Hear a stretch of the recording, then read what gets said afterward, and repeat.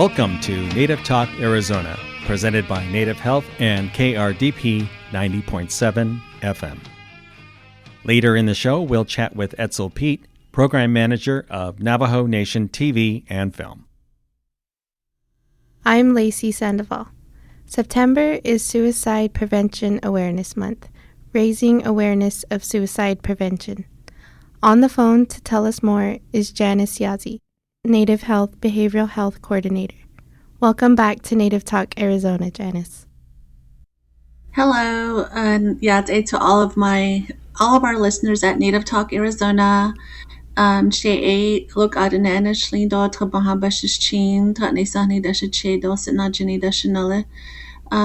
Yazzie. I am a Dene woman from the Navajo Reservation. I've worked here at Native Health for over 13 years in the Behavioral Health Department, and I am licensed through the Arizona Board of Behavioral Health Examiners as a licensed professional counselor, like you had stated, and also a licensed clinical supervisor.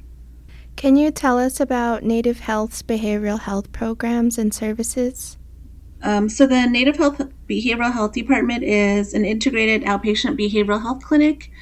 So we provide general mental health services, and we provide substance use counseling services to children, adolescents, families over the age of 6 years old. And the services that we provide are through individual counseling sessions, group sessions, or family sessions. We also provide psychiatric services, which includes the psychiatric evaluations and medication monitoring.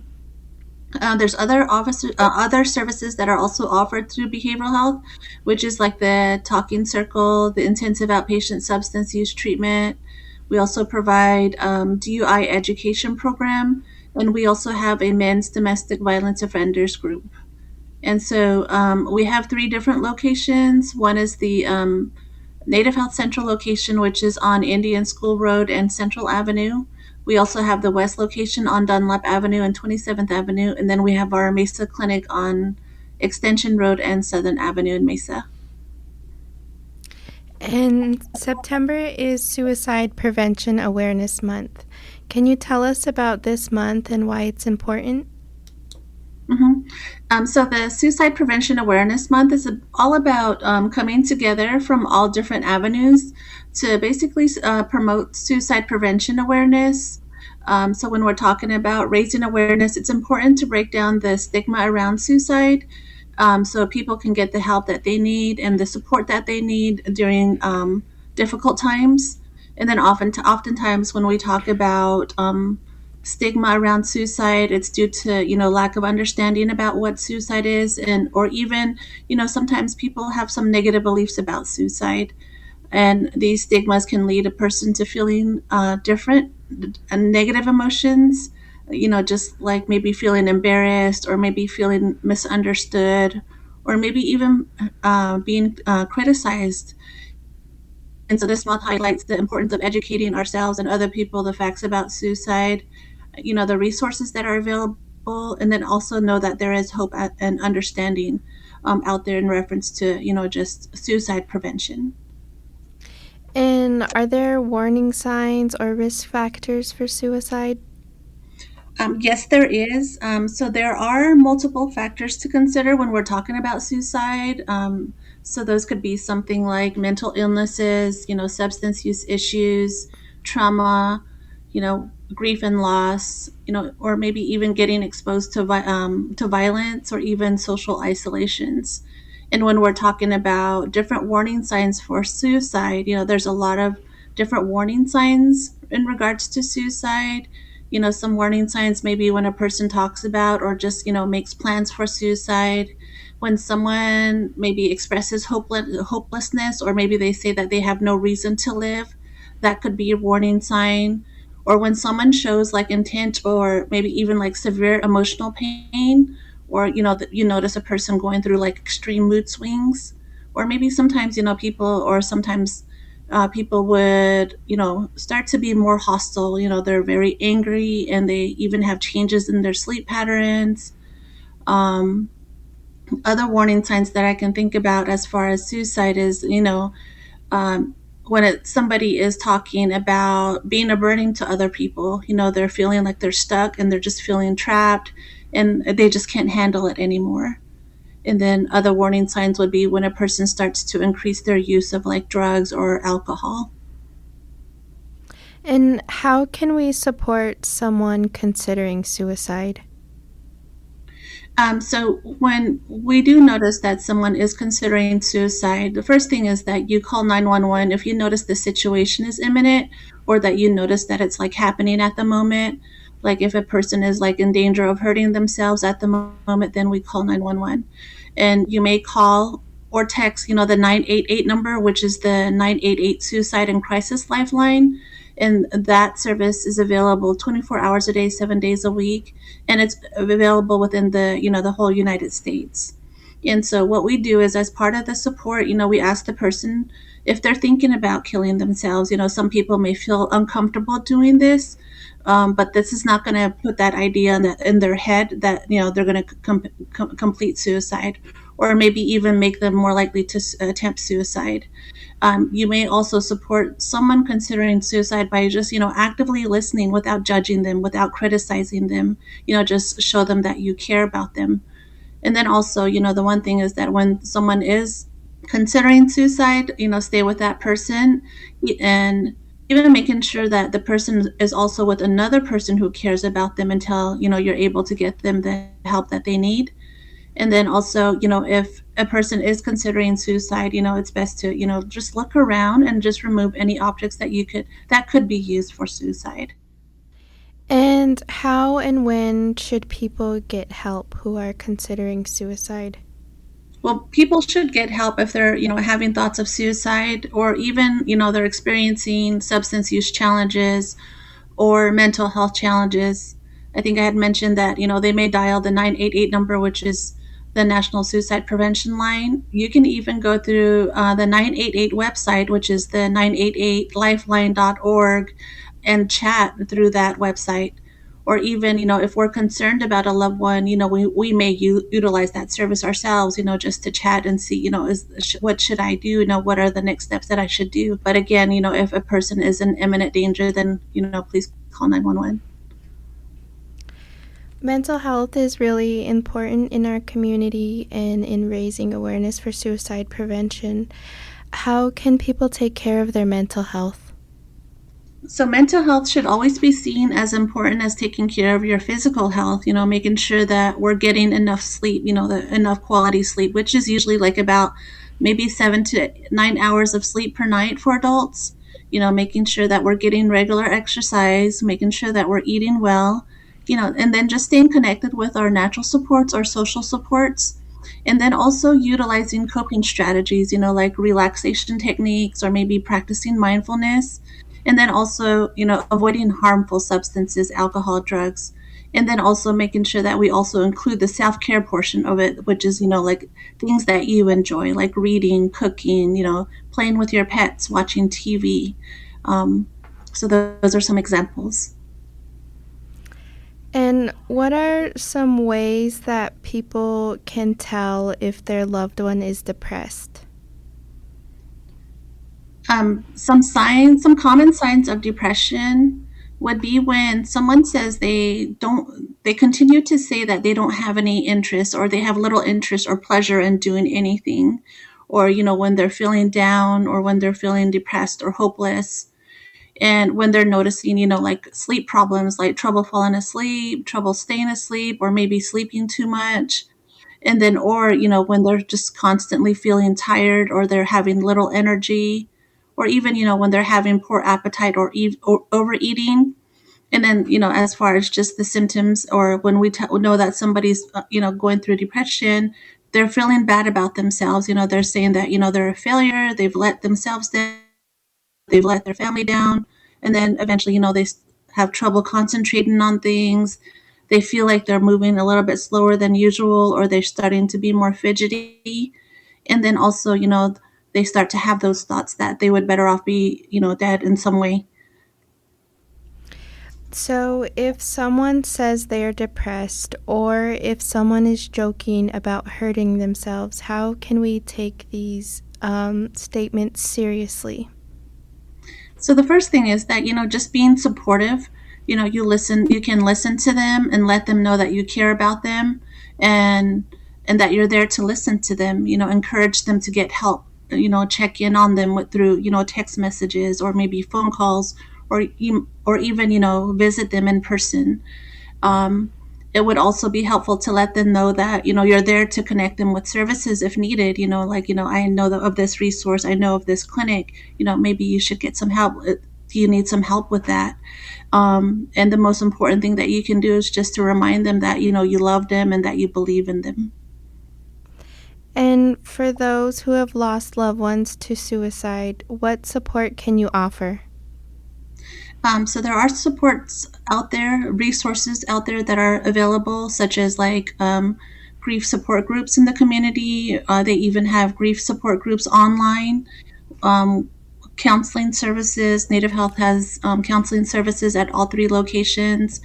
Connecting them to their natural support, social supports. It would be somebody, that they know that they can trust and that they feel safe around. There's churches that have different resources. Community Talking Circle, that's a resource that we have through Native Health, and then also, other traditional practices through the communities. I know you mentioned some phone numbers earlier, Janice. Are there other 24-hour numbers to call if someone needs help or is considering suicide?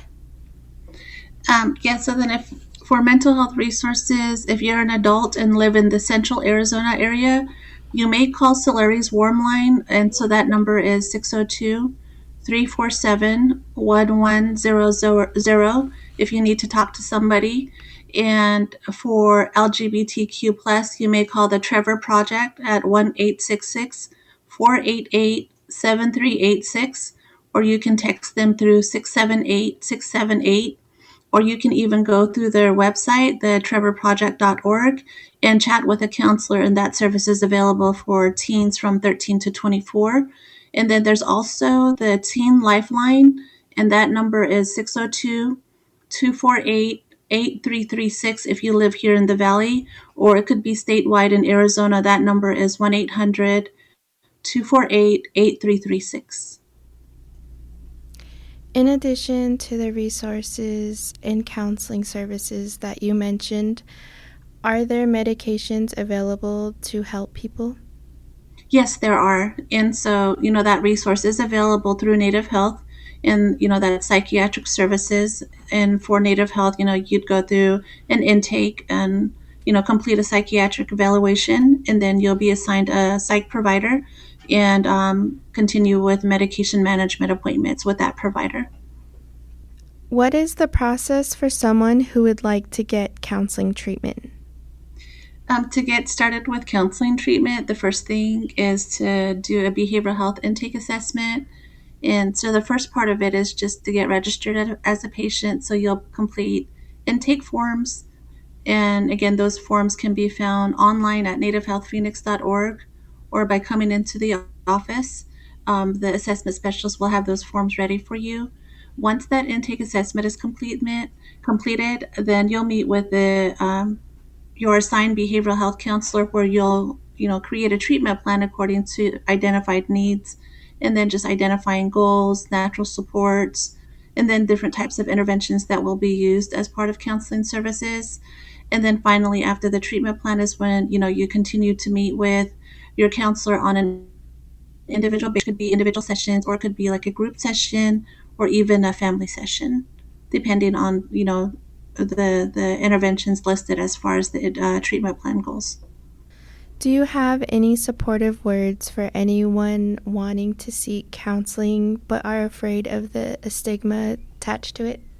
So the stigma is still I guess you could say like a major stumbling block to seeking mental health services or even treatment.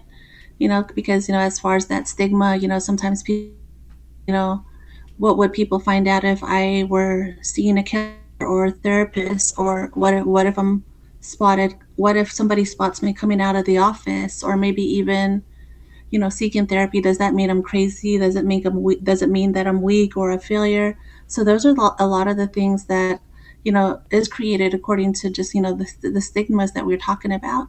But to clarify, as far as just, that support, if you do initiate counseling, it doesn't necessarily mean that a person has a serious mental illness. It may just mean that you're facing serious life challenges, or maybe even changes, or maybe even transitions that you're going through in life that kind of hinders your ability to cope at that moment. So, just allowing yourself to take part in counseling services to that is currently affecting your mental well-being, and, making you help to function, more in a positive way in your daily functions. And finally, how can our listeners learn more about Native Health Behavioral Health Services, and how can someone make an appointment? So we do have the Native Health website, which is nativehealthphoenix.org, and one of the options there to view is behavioral health. You may go there, and even to get started with services, you can go through nativehealthphoenix.org and start to fill out behavioral health forms there, or you can give us a call at 602-279-5262 and ask to speak with a behavioral health department. Or you may even just, walk into Native Health and start services right away. We do have behavioral health intake assessment specialists available Monday through Friday. Or even if you receive services through medical, dental, or other services through Native Health, they can refer you over to behavioral health as an internal referral. Thank you for taking the time to talk with us today, Janice. You're welcome, and thank you. It was my pleasure. And finally, how can our listeners learn more about Native Health Behavioral Health Services, and how can someone make an appointment? So we do have the Native Health website, which is nativehealthphoenix.org, and one of the options there to view is behavioral health. You may go there, and even to get started with services, you can go through nativehealthphoenix.org and start to fill out behavioral health forms there. Or you can give us a call at 602-279-5262 and ask to speak with a behavioral health department. Or you may even just, walk into Native Health and start services right away. We do have behavioral health intake assessment specialists available Monday through Friday. Or even if you receive services through medical, dental, or other services through Native Health, they can refer you over to behavioral health as an internal referral. Thank you for taking the time to talk with us today, Janice. You're welcome, and thank you. It was my pleasure. Coming up on Native Talk Arizona, we'll chat with Edsel Pete, Program Manager of Navajo Nation TV and Film. Support for KRDP 90.7 FM comes in part from Native Health, with 2 locations in Phoenix, 4041 North Central Avenue, Building C, near the corner of Central Avenue and Indian School Road, and at 2423 West Dunlap Avenue. Native Health is also located in Mesa at 777 West Southern Avenue, near the corner of Southern Avenue and Extension Road. Native Health provides primary medical, dental, behavioral health, WIC, and wellness services for the urban Native American community.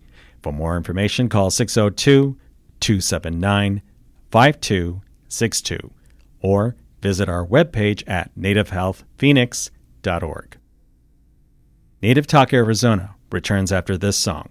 You're listening to Run with the Wolves by Ray Zaragoza.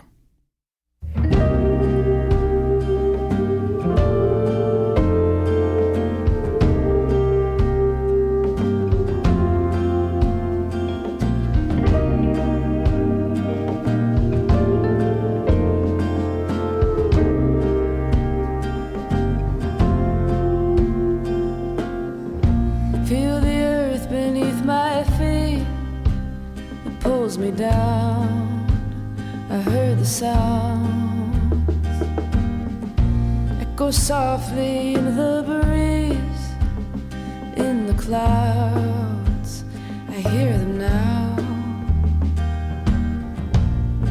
We used to be so free, get back to who we used to.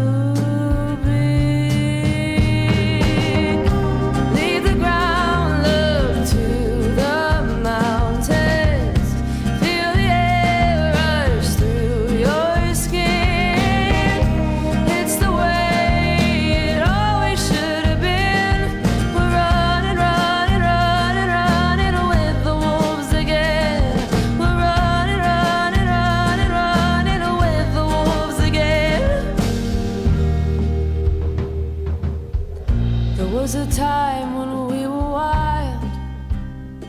moving fast. You couldn't hold us back. Then they came and stole our fire.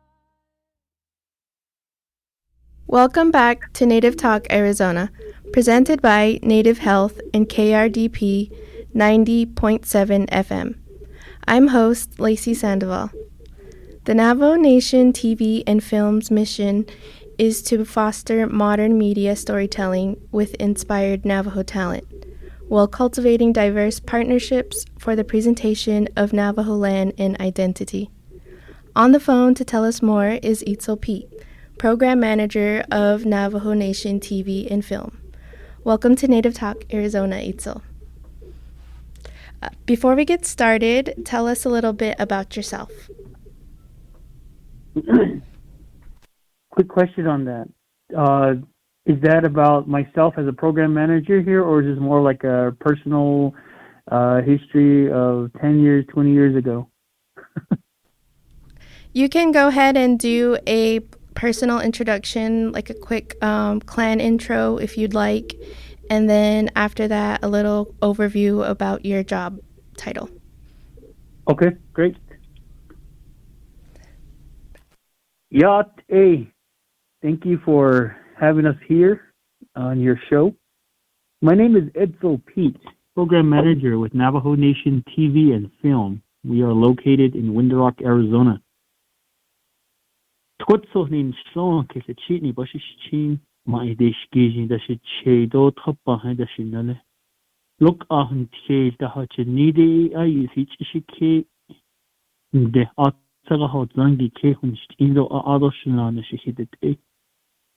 I'm originally from Ganado, Arizona. I am of the Big Water clan, born for the Red House clan. My maternal grandparents are Coyote Pass clan, and my paternal grandparents are of the Water Edge clan. And so I reside here in Window Rock, Arizona, and I also go to work from here in Window Rock. Myself as a program manager, we have a team of 3 here at Navajo Nation TV and Film, and it's an honor to have the 3 colleagues with me to make good initiatives happen, to make waves happen, and with the extensive amount of time and effort that it takes, we still make magic happen. And so that's a little bit about myself as a program manager. And I'm just fortunate to have a team of 3 here at Navajo Nation TV and Film. Thank you for the introduction, Edsel. Could you tell us a little bit more about the Navajo Nation TV and Film Department? What kind of programs do you have? So, Navajo Nation TV and Film, we are a component of 3 sections. And as I was mentioning earlier, I'm very blessed to have individuals here on the team. First is Mr. Kane Antonio, who's our broadcast technician for the TV section, Navajo Nation TV5. Then we have Mr. Mervyn Hosky Jr., who's our media production technician, who oversees the production side, more or less the Navajo Nation TV and Film productions. Then we have the film office, myself and a few of our other colleagues that will be coming on board. We have those individuals running the program. But Navajo Nation TV and Film, again, consists of the film office of the Navajo Nation TV and Film Productions, and our own Navajo Nation TV5. Within these 3 sections, there's various programs such as the Navajo Filmmakers Grant Program, which we had created here back in December of 2023 and rolled out a grant early January 2024. Then we also have a Navajo Talent Agent Program, and the Navajo Talent Agent Program basically is open to citizens to register, apply, and we provide workshops or training to those individuals. And so really it's a training mechanism to provide insight and opportunities to our citizens to indulge in this Navajo Nation film industry in which we are building as we speak. The other program is very similar, except it's for our younger citizens, and that is called Navajo, or that is called the Nahashin Filmmakers Program, or in other words, our Children's Filmmakers Program. And those are for anyone under the age of 18. And we go out to different high schools or communities and provide training, workshop, or in essence, exposure to the film and media industry, giving them some very fundamental overview on what a camera does, a light does, and bringing all those dimensions together, making one story. Because one of our driving force with Navajo Nation TV and film is, at some point, it's an idea, and this evolves into a creative story, an element that expresses a person's mind, heart, experience, so on and so forth. And here at Navajo Nation TV and Film, we want to provide that exposure. We want to provide that space to where our citizens can express themselves through media.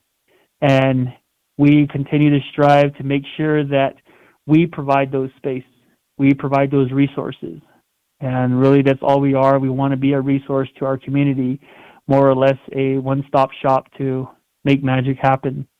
Can you tell us how long has the Navajo Nation TV and Film Department been in existence? A little history about Navajo Nation TV and Film. So prior to Navajo Nation TV and Film, the program was called Navajo Office of Broadcast Services. And so my understanding is back early 90s, it used to be a program under workforce development. And essentially, somehow it came under Division of Human Resources, where it became a program, one of 11 programs under the Navajo Division of Human Resources. Early 2016 is when I started with the program as a program manager, and we've dived into revisiting the efforts of what was, and basically getting everything up to date. So as of 2018, so broadcast service existed early 90s till now. However, the name change took place in 2018 based on an overview of our strategic management plan. And so since 2018, here we are today as Navajo Nation TV and Film with 3 defined sections: the Navajo Nation Film Office, Navajo Nation TV and Film Productions, and Navajo Nation TV 5. Navajo Nation TV and 5, back prior to when we came on board here in 2016, it was a one-channel analog, and it was in the black. And since then, we have redesigned and implemented a 6 digital channel television network in partnership with New Mexico PBS, in addition to having partnership conversation with the Arizona PBS. So now we have 6 digital channel or broadcasting PBS Kids, PBS News, PBS World, PBS Create, First Nation Experience, and our own Navajo Nation TV 5. Is the Navajo Nation TV and Film Department the only non-commercial television station that is tribally owned, funded, and operated in the U.S.? Yes. As we know that there are other tribal entities, organizations, or corporations. However, they are corporations or entities affiliated with a tribe, meaning that there's a form of a business component and more or less a revenue corporate. Whereas Navajo Nation TV and Film is tribally owned. Everything is administered by the Navajo Nation government. All of our personnel here monitor the Navajo Nation TV5. So in essence, we say that we are tribally owned and that we know of, and again, not to discredit every or other tribes that have a TV station, right? But in terms of like funding sources, we basically are quote unquote sovereign in terms of how we conduct, other than ensuring compliance to the FCC. And why is it important to have your own television and film agency?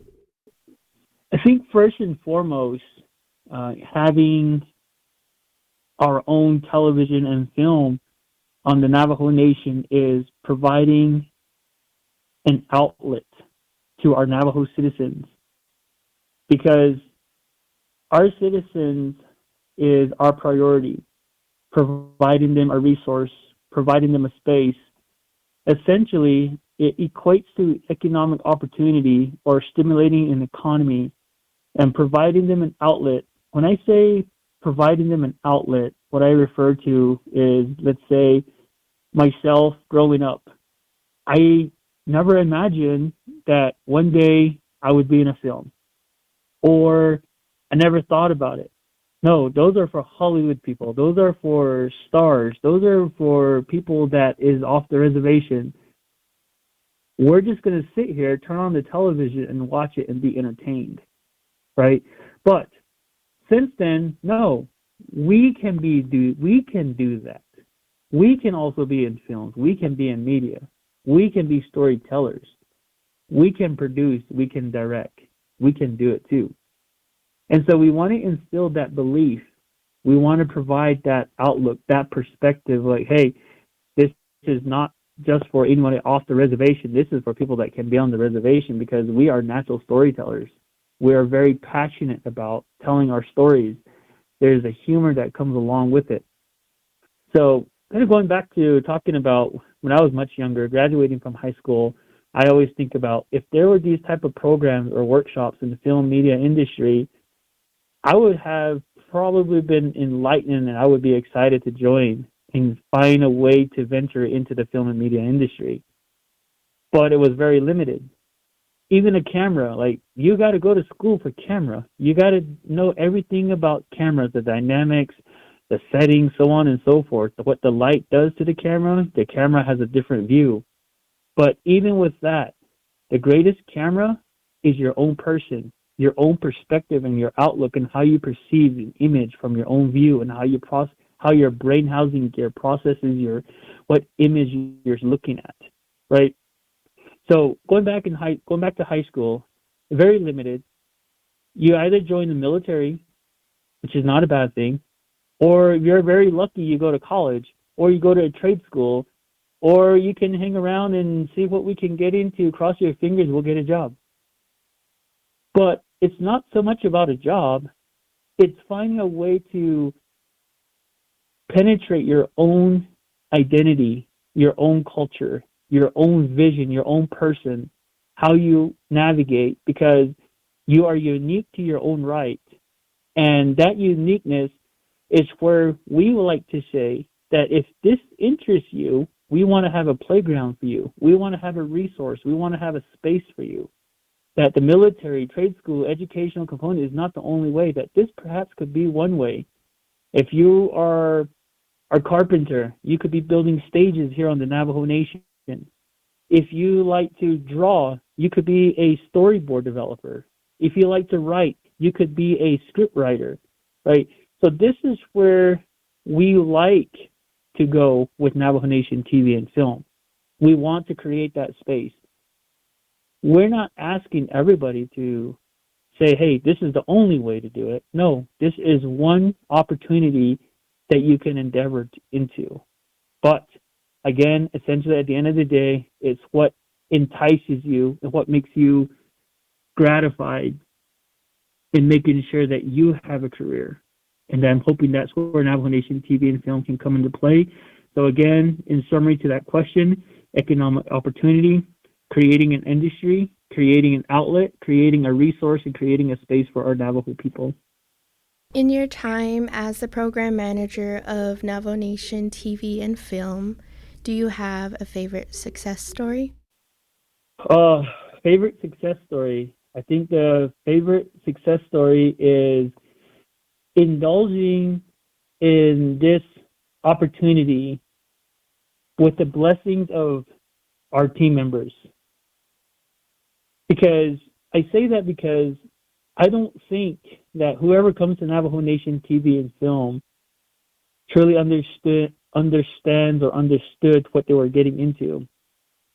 But I think, and that's why I say this is the greatest success, is that people have been exposed to what potentially or what potentials we have at Navajo Nation TV and film.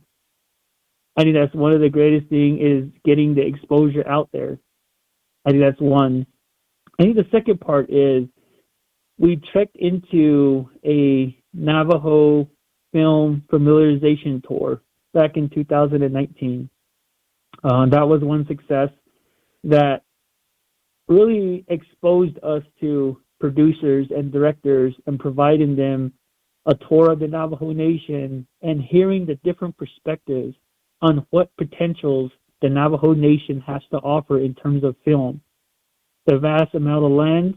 I think the other part of it is just making sure that we have a strategic management plan, right? Those are some of the success stories. And I think the other part of it is what I was referring to earlier, is bringing in blacked out one analog channel to a now state-of-the-art 6 digital channel network system that we are now looking to expand into Arizona.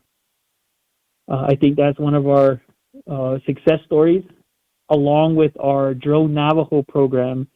So I think that's the other factor I didn't add earlier, is that we actually have pilot license in Part 107 here on the Navajo Nation, and we administer and coordinate those efforts for drones here at Navajo Nation TV and film. So I think those are just a few of the many success stories that has been a stepping stone for who we are today. So I think every step that we have taken is a tremendous success. And I want to credit that to the team at Navajo Nation TV and film, such as Kane Antonio, Mervyn C. Hosky, and along with other personnel that have gone through our program.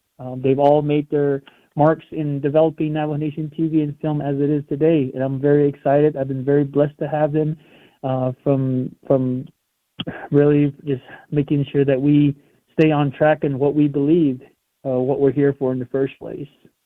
Those are some great accomplishments, Edsel. Could you tell us about the Navajo Nation Short Film Festival? The Navajo Nation Short Film Festival definitely took a lot of effort, a lot of coordination, a lot of moving parts. I think with the three of us here, all of our toes and fingers were all moving all simultaneously, doing different multitasking. And the Navajo Nation Film Festival was a success. And the Navajo Nation Film Festival really started from establishing a Navajo Filmmakers Grant Program. So if we're going to have a conversation about the Navajo Nation Film Festival, we would have to talk about the Navajo Filmmakers Grant Program first. Back early or late 2023, November, September, October, or November, December timeframe, we had conversations with various people within our government, such as Department of Diné Education, our 25th Navajo Nation Council, the Office of the President and Vice President. So we had conversations, and we had this idea that we wanted to create a grant program, which in essence was to revitalize the Navajo language, to stimulate the economy and provide training and workforce opportunities, and always giving them an outlet, giving our citizens an outlet to this industry. So that was the core base of the Navajo Filmmakers Grant Program. There was a great buy-in. In essence, we rolled out the Navajo Filmmakers Grant Program and issued 10 grants to 10 Navajo filmmakers. And in our orientation, we had let them know, in the orientation, we informed them that Your film is going to premiere at the inaugural Navajo Nation Film Festival. Let that sink in. The Navajo Nation Film Festival, inaugural. I think at the moment, there was a little bit of disbelief. No, that's too far for us. No, we're going to make it happen. So here's a grant. Go make films. Come back, give us the film. All we ask of is the films will have 80% Navajo. You can have various cast and crew, but we recommend and suggest to have Navajo cast and crew to provide them that opportunity, to give them that exposure. Fast forward to the Navajo Nation Film Festival, September.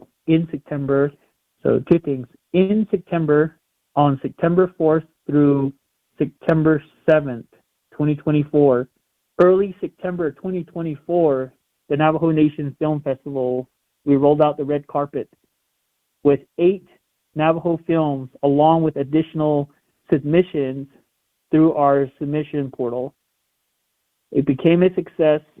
On the first day, we had a Film 101 or filmmaking workshop, and we had Terry R. Jones was our host, instructor, along with Ivy, Camille, Minnie Bead, So.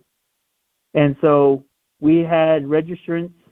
They've all been exposed to making film, and essentially they produced a micro short film that was aired on Saturday at our Filming Under the Stars. So Filming Under the Stars, basically what we did was we put up a outdoor theater, and it was more or less bring your own chair, bring your own blanket, bring your own popcorn. We have the sound, we have the theater.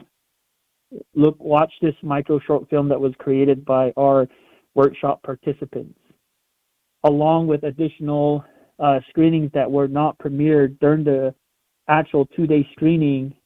We had premiered those other films as well. Any additional submissions outside the Navajo Filmmakers Grant Program. And then Tuesday or Thursday and Friday was the actual premiere of those 8 films that were submitted. Unfortunately, the other 2 were not submitted due to reasons outside or beyond their control. But total, we had 16 short films that were premiered, screened at the Navajo Nation Film Festival.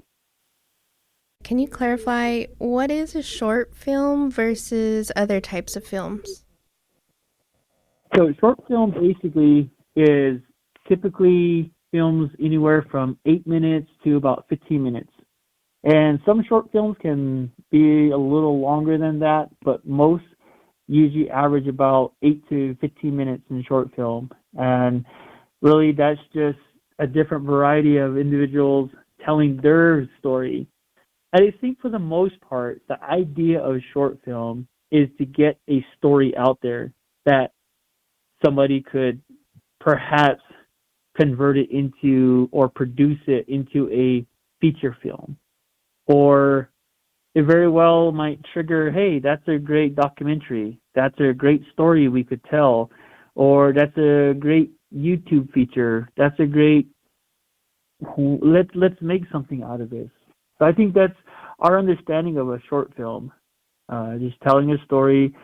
Here's the idea. So again, it's the idea in a shorter format. And is there a place where our listeners can find these films to watch? So as of now, the short film is quote unquote in ownership of the producers, directors of these short films. After 1 year, those short films will be broadcast on Navajo Nation TV 5 along with additional distribution. So we had provided an opportunity for the filmmakers to showcase their work outside of Navajo Nation TV Film Festival or Navajo Nation Film Festival. They could submit it to any other film festival for 1 year. So you might catch some of these short films that were produced at other film festivals. So, follow their links, follow the filmmakers, and see where their endeavors take them.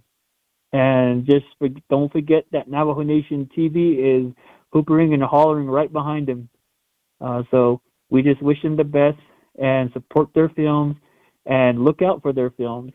But as of now, I know that they want to submit their short films to other film festivals. Where do you see the Navajo Nation TV and film in 5 years? Expanded. So the Navajo Nation TV and film is operating on a 10-year strategic management plan. And we are at the latter stages, and we are on track. After our 10-year mark, we are looking at knocking on doors of our surrounding communities or even our border towns. But the idea is we want to expand in our next strategic management plan. We like to have presence in Page, Arizona to represent the Arizona side. We want to have presence in Shiprock, New Mexico to represent the New Mexico side. And we want to involve the state of Utah and the state of Colorado. Somewhere in this process, we want to have a mobile theater that we can take out to rural communities to showcase films that are produced by Navajo or even feature films. In essence, within the next 10 years, after our 10-year strategic management plan, we like to have produce or co-produce a feature film with Navajo cast and crew and the use of the Navajo language. We want to tell our own stories. That's what this is about today. We want to provide that platform, to provide training, to provide workforce, because we're going to need a community to raise a child. And our child today is creating a Navajo Nation film industry. Everyone talks about Hollywood. Everybody talks about Bollywood. Everybody talks about Tamalewood. We talk about Reswood. Why not? We can do it. And if it's not just us, we want to expand out to southern Arizona. We want to reach out to southern native tribes. We want to create this world capacity that us as indigenous people and indigenous creators, that we can build something for our people. And that's what it equates to. We're not saying that we are spearheading the efforts, because I know that there's a lot of efforts out there. But I hope that we've created this space to where we can create presence to help and assist pushing these initiatives forward. So that's where we see Navajo Nation TV and film. We just see Navajo Nation TV and film a lot bigger. We're a bit more mobilized. We have expanded. We have a lot of opportunities. We have a lot of partnership. And we're just having a thriving opportunity for our people to expose themselves to the film and media industry. Those sound like some really great ideas, Edsel, and we'd love to see those all come to life for the Navajo Nation TV and film department. And finally, how can our listeners find more information about the Navajo Nation TV and film? And how can they contact you? So our viewers, our listeners, they can reach us at www.navajonationtvandfilm.com. They can also reach us at 928-871-7826. And viewers, listeners, if you have interest in film and media, acting, so on and so forth, even in theater, please reach out to us. You might have an idea that we're not thinking about today, because this is about you. This is about a community. We just want to be the drivers to make it happen. So today, we might not even have an idea. Just what I had talked about earlier about our successes and our potential opportunities in the future. Maybe there's something that we're not thinking about. So please reach out to us. We're here for you, and we'll make magic happen. I don't know if we'll pull rabbits out of the sky, but we can create a digital rabbit to pull out of the sky and make magic happen. Thank you for taking the time to talk with us today, Edsel. Absolutely. We are available. Visit us, NavoNationTVandFilm.com. Thank you. Thank you for listening to Native Talk Arizona, supported by Native Health and KRDP 90.7 FM. Audio editing by Javier Quiroga, and the executive producer is Susan Levy. And I'm host Lanasha Puari. We hope you tune in again next week. If you have any questions, please email us at nativetalkaz@radiophoenix.org.